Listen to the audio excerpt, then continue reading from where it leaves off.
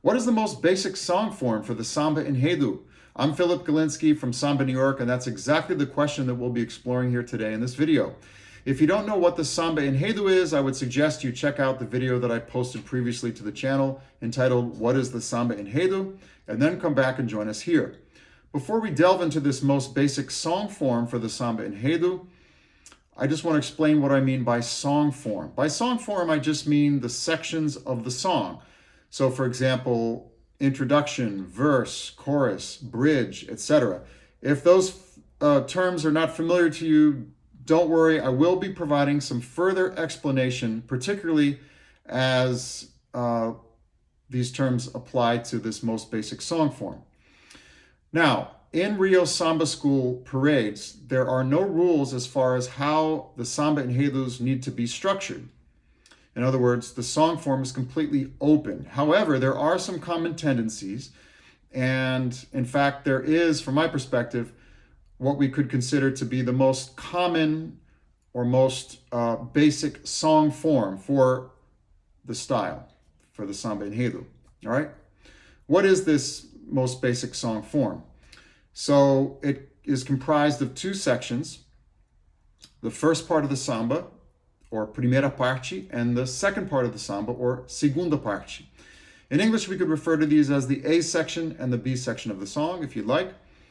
In Portuguese, they often refer to the first part as a cabeça do samba, the head of the samba, and the second is a segunda do samba, the second of the samba, or second part of the samba. Okay, in any case, each one of these, within this most basic song form for the Samba-Enredo, each one of these sections can be further divided into two subsections. So the first part of the samba can be divided into a verse and a chorus or refrain. And the second part could be divided into another verse and another refrain, okay? Now, before we get into that, let's define what do I mean by verse and refrain. By verse, I just mean a stanza of text with a particular melody that does not get repeated. And by chorus or refrain, I'll just be using the term refrain here, I mean a usually shorter stanza of text with a particular melody that does get repeated. And not always, but often the refrains tend to be catchier and maybe a little simpler in a certain kind of way.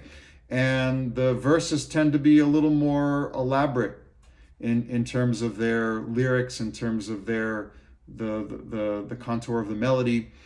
Those are just some common tendencies, but these are not rules by any means.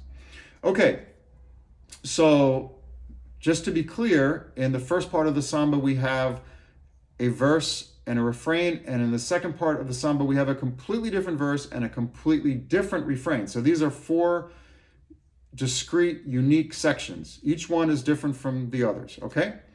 Now that we understand what these sections of this most basic form are and the subsections, let's now talk about how we engage with this most basic song form in the bateria, as a percussionist in the bateria. So in the samba schools in Rio de Janeiro, for example, you have the mestre, who is the conductor of the bateria, standing in front of the bateria, and typically the mestre will give hand signals or gestures indicating which part of the samba enredo is coming up. So the samba school will begin its parade with the bateria coming in. The bateria will park itself in the first box. The sound truck is next to it. Typically, the sound truck will go through one pass through the Samba-Enredo, right? So first part, second part. And then once we've reached the refrain of the second part of the Samba-Enredo, assuming we're using this most basic song form, then at that moment, the mestre will indicate that the bateria needs to get ready to come into the samba. And there are at least two most typical ways for the bateria to enter the samba groove.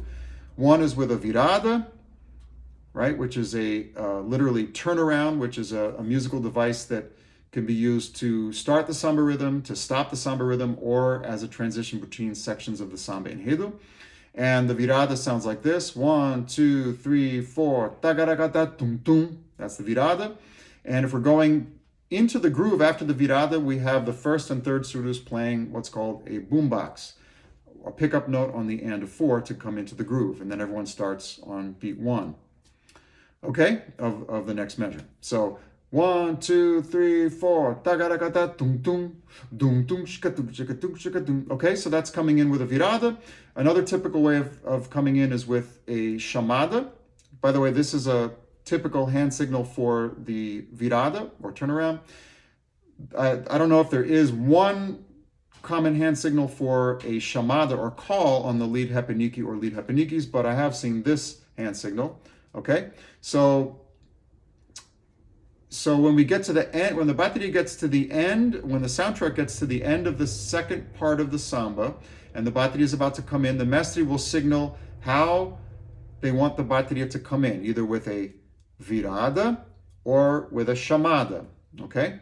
Now, typically what happens is the virada will typically be placed on the last syllable of the last word of the second refrain of the samba. Okay, we're in the second part of the samba, we've gone through the verse, now we're into the refrain, and the last syllable of the last word of that second refrain is typically where the virada starts. And also, if we're going to come in with a chamada, that's also the moment in which the call begins. Okay, and usually this is on beat 1. This is not a rule. These are not rules. These are just common tendencies, so they're important to know. Okay, so the mestre, for example, when the soundtrack is getting to the end of the first pass through the Samba-Enredo, we're in the second refrain. The mestre will hold up 1, meaning we're going to go, bateria, get ready. We're going to go into the first part of the samba coming up because the Samba-Enredo is performed in a loop. And we're going to get into it with a virada, for example, or with a chamada. If we're going to get into it with a virada, the mestre could go like this. Okay, beep, beep, beep, beep, beep, with the whistle, getting everyone's attention. All the assistant directors will be looking at the mestre and passing on the signal. 1, everyone get ready. We're going to come into it with a virada. And the mestre will signal 1, 2, 3, 4, tagaragata, tum tum. And then that's how the bateria plays the virada at the end of the second part and goes into the first part of the samba with its groove. Okay? Next, the bateria will play through, along with the soundtrack, play through the verse and the refrain of the first part of the samba. Again, assuming we're working with this most basic song form. When we get to the refrain of the second part, refrain of the first part, the mestre will hold up another signal for 2, meaning, get ready, bateria, we're going to we're going into the second part of the samba. And the mestre or the assistant directors may signal a virada to get into the second part or may not, but it's usually the default way of going into the second part of the samba, and also, by the way, back into the first part of the samba. So, for example, in Samba New York, I do not give the virada signal once we've started to play the Samba-Enredo. I don't give the virada signal anymore because it's already assumed that we're going to play a virada to get into the second part, and then again back to the first part, and so forth and so on. Okay, so we're in the first refrain. Mestre holds up 2, 1, 2, 3, 4.